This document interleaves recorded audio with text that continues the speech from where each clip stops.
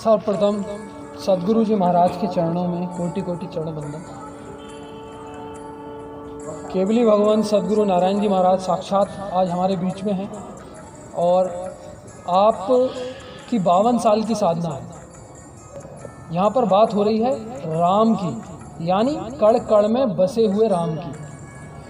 तो यहाँ पर जो बात हो रही है वो राम में हो रही है और राम कण कण में बसे हुए हैं, मुझ में बसे हैं, आपके घट में हैं, हम सबके घट में बन गए। अब हम सोचते हैं परमात्मा मिल जाता, परमात्मा मिल जाता, परमात्मा की खोज में रहते हो कैसे मिलेगा। तो संतों ने आदि सृष्टि बाद में रची गई तो ये 52 अक्षरों का भी विस्तार हुआ। उन 52 अक्षरों में हमारे ऋषभ देव जी महाराज हुए। ऋषभ देव जी महाराज ने रा और माँ को मंथन करके देखा, का खा को मंथन करके देखा, सब अक्षरों को देखने के बाद सबको रिजेक्ट कर दिया, फिर राम राम को मिलाया। सांस और सांस के द्वारा इसका मंथन किया कि जो गुण पिता में है वो ही गुण इस राम में है, जो गुण पिता में है वो ही गुण इस रा और माँ में है। माँ माता और रा हमारा पिता। पिता का 1.5 अंग माना जाता है, वहाँ का 1 अंग माना जाता है, 1.5 मिलाकर 2.5 हो गए। पोथी पढ़ पढ़ जग मुआ पंडित भयान कोय, 2.5 अक्षर प्रेम का पढ़े से पंडित होए। हम संसार में कैसे आए? घर्षण के द्वारा। बिजली आती है घर्षण के द्वारा। अब हम सांस उसास से राम राम करेंगे, सांस उसास में राम राम करेंगे, इसका घर्षण होगा और घर्षण के द्वारा एक चीज इसमें पैदा होगी। जैसे पत्थर से पत्थर टकराते हैं तो आग निकलती है, ऐसे राम राम कहने से एक गुण पैदा होगा जिससे हम कहते हैं परम तत्व, परमात्मा का नाम वो पैदा होगा, वो परमात्मा का नाम पैदा होगा। और जीते जी हम ये जानेंगे कि आखिर हम हैं कौन। भाई हमारी देही का नाम है, हमने यहाँ साइंस पढ़ी, साइंटिस्ट बन गए, हमने हवाई जहाज बना दिए, हमने अंतरिक्ष बना दिए, हमने बड़ी बड़ी मिसाइलें बना दी, पर हम ये नहीं जान पाए वास्तव में हम हैं कौन। हम हैं कौन इसकी जानकारी नाम के द्वारा होगी, इसकी जानकारी नाम के द्वारा होगी कि वास्तव में मैं कौन हूँ, कहाँ से आया हूँ, कहाँ जाऊँगा और आने का मेरा मकसद क्या है, और जाऊँगा तो मेरा मकसद क्या है, मैं कहाँ जाऊँगा, कौन सी खान में रहूँगा, मकान में रहूँगा, कहीं जंगल में रहूँगा या कहीं धूप में रहूँगा, इसकी जानकारी जीते जी करना है। इसलिए हमारा ये जो राम शब्द है वो आदि से है। राम नहीं पैदा हुए, देवल राम नहीं पैदा हुए, उल्टा नाम जपा जग जाना, वाल्मीकि में भ्रम समाना। राम नहीं पैदा हुए तो मरा मरा किसने जपा?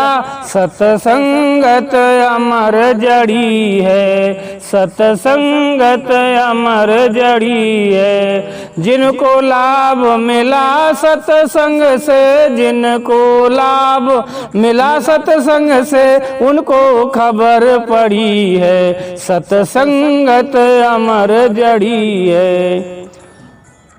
रत्नाकर संगत संतों की कीनी, मारो मारो पे बात अड़ी है। हाथ जोड़ कर डाकू बोला, मारी तो बात बनी है, सतसंगत अमर जड़ी है। वो कौन था? रत्नाकर डाकू था, मगर संगत मिल गई। संगत से गुण उपजे, संगत से गुण जाए, बांस फांस मिश्री एक भाव बिकाए। संग बिना तो भाव नहीं, भाव बिना नहीं प्रीत, प्रीत बिना महाराज कहे नहीं भजन में चित्त। संगत बिना तरियो नहीं, ना सुधरो जुग माए, डूबो सो महाराज कहे को संगत में जाए। संग से रंग लगता है। वो डाकू कभी शहर नहीं गया, वो डाकू कहीं पिकनिक मनाने नहीं गया, वो डाकू जंगल में ही रहता था। जो कोई आता था उसे मारता था, लूट लेता था। पर एक दिन संत पहुंच गए। संत वहीं जाते हैं जहां जिन जीव को निकालना पड़ होता है, ये नरक में जा रहे से निकालेंगे। तो संत वहां जंगल में क्या लेने के लिए गए? इसीलिए गए कि चोर आएगा हमें मारेगा। चोर आ गया, उन्हें पकड़ लिया, वो कहने लगा लाओ निकालो जो भी लाए हो। उन्होंने कहा हम तो संत हैं, हम क्या लाए हैं? बोले नहीं, जो हो कपड़े उतार दो। तो संत ने कहा, दृष्टि अपनी डाली, उसकी तरफ देखा और बोले तू जो करता कर्म पहले घर पे मालूम करके आ, घर पे मालूम करके आ जा कि भरेगा कौन। वो गया घर पे मालूम करने के लिए, पत्नी ने इनकार कर दिया, माँ ने इनकार कर दिया, बच्चों ने इनकार कर दिया, हमें कोई मतलब नहीं, आप कहीं से भी लाओ हमें खिलाओ। उनकी बात समझ में आ गई और उन्हें हाथ जोड़ दिए ऋषियों के कि महाराज अपना चेला बना लो। सतसंगत अमर जड़ी है, वो डाकू चेला बन गया। और कैसा चेला बन गया कि उल्टा नाम जपा जग जाना और वाल्मीकि वह ब्रह्म समाना। राम के पैदा होने से 10,000 साल पहले जिसने रामायण लिख दी, किसने? रत्नाकर डाकू ने रामायण लिख दी। बताइए ये कहाँ मिला? संतों के संग से मिला। तो ऐसे ही आप संगत में बैठेंगे, हम आपको वो ज्ञान बताएंगे कहीं दुनिया में नहीं मिलेगा खोजे से भी कि राम नाम में क्या गुण है। ये आपको जानकारी होगी मैं कौन हूँ। राम राम भी रटो और अपने देश का भी काम करो, अपने देश का भी काम करो। नालंदा विश्वविद्यालय में आग किसने लगवाई दी थी? अलाउद्दीन खिलजी ने, विदेशी था, हमारे देश पे राज करा। क्यों आग लगवाई? हमारे देश में संस्कृति ऐसी शुरू से है, बड़े गुण हैं हमारे ऋषि मुनियों में। अलाउद्दीन खिलजी बीमार पड़ गया और कहीं ठीक नहीं हो रहा था, बोले हिंदू से दवाई नहीं लूंगा, हिंदू से दवाई नहीं ले सकता हूं। तो उनके उलेमा आकर के हिंदू वैद्यों से मिले कि हमारे बादशाह तो बीमार हो गए, मर जाएंगे, आप कुछ उपाय बताओ। तो हमारे ऋषि मुनियों ने कहा कि उससे कह दो कि कुरान पढ़ लेगा, कुरान पढ़ लेगा। तो उनसे कहा गया आप कुरान पढ़ लेंगे? बोले हाँ पढ़ लेंगे। कुरान उन्होंने पढ़ी और कुरान पढ़ने से वो ठीक हो गया। तब उसने कहा कि ऐसा क्या था जो मैं कुरान तो रोज पढ़ता हूँ, ठीक क्यों नहीं हुआ, मैं ठीक क्यों नहीं हुआ?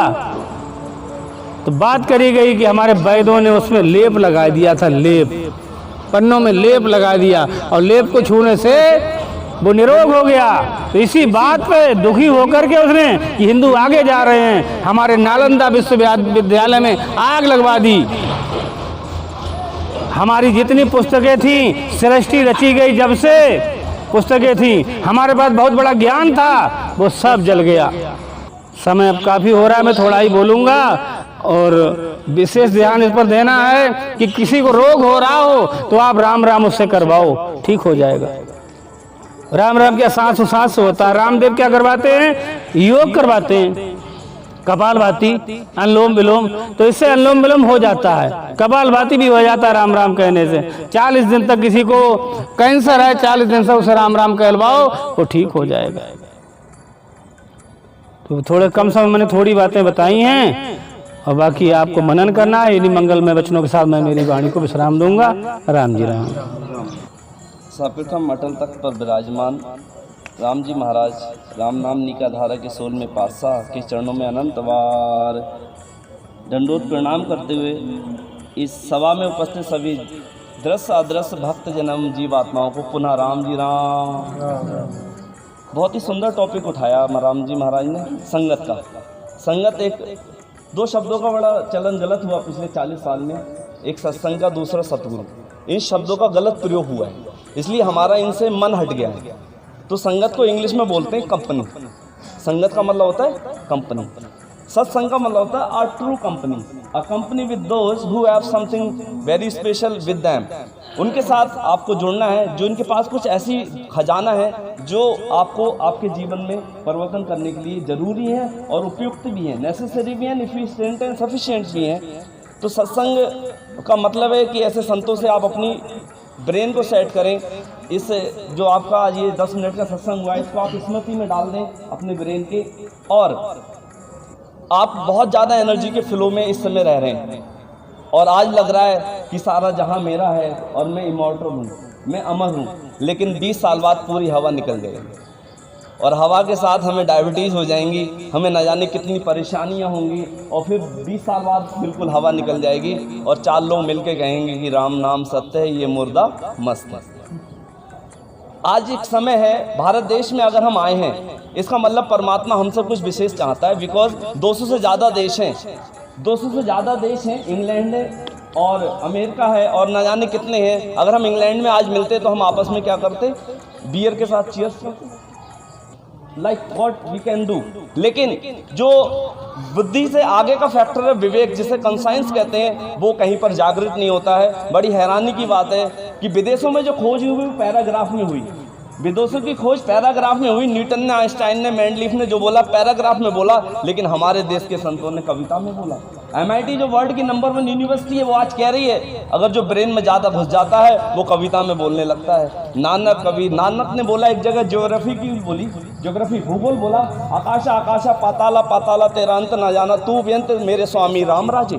ये इतनी बड़ी थ्योरम है कि आप इनफाइनाइट डाउन चले जाओ, इनफाइनाइट अप चले जाओ, इनफाइनाइट लेफ्ट चले जाओ, इनफाइनाइट राइट चले जाओ, you have no end, this is the endless cosmic.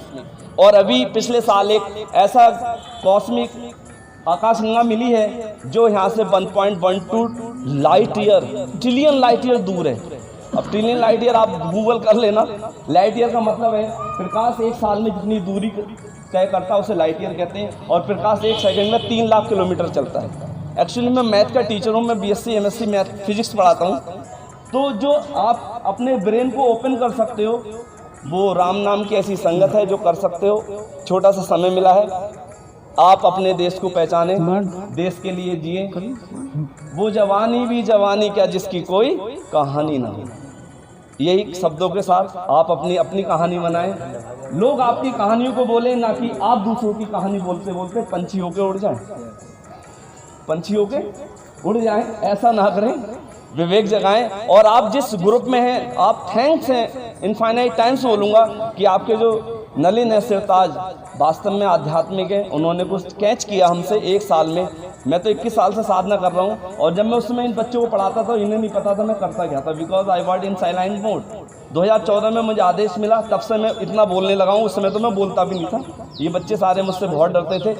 लेकिन वास्तव में मैंने माना है, वास्तव में जीवन अगर आपको जीना है तो विद आध्यात्म जिए।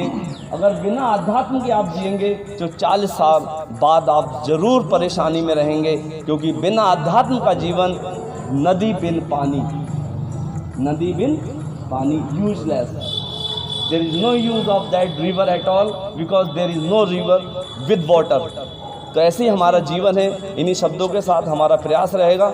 आप सभी लोग नलिन जी के साथ जुड़े ही हैं और जुड़ते रहें और अपने देश के लिए कुछ करके जाएं। सरफरोशी की तमन्ना अब हमारे दिल में है, देखना है जोर कितना बाजुए। और लास्ट साखी बोलूँगा, कबीरा जब पैदा हुए, कबीरा जब पैदा हुए, जग हंसा हम रोए, ऐसी करनी कर चलो हम हंसे जग रोए। राम जी राम।